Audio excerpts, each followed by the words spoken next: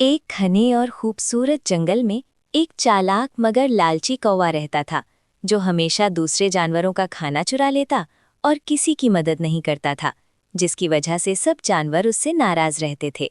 इसी जंगल में एक मेहरबान और नेक दिल कबूतर भी रहता था, जो हमेशा दूसरों की मदद करता था। एक दिन अचानक जोरदार तूफान आया, तेज हवाएं चलने लगीं और कई दरख्त गिर गए।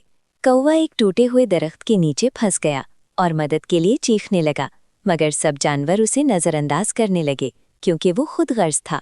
लेकिन कबूतर ने हिम्मत की और सबको समझाया कि हमें मुश्किल वक्त में एक दूसरे की मदद करनी चाहिए। सब जानवर मिलकर कौवे को बचाने में कामयाब हो गए। कौवा अपनी गलतियों पर शर्मिंदा हुआ और उसने वादा किया कि वो अब लालची नहीं रहेगा और सबकी मदद करेगा। वक्त के साथ कौवा वाकई बदल गया और जंगल में सबका अच्छा दोस्त बन गया, और सबने सीखा कि लालच और खुद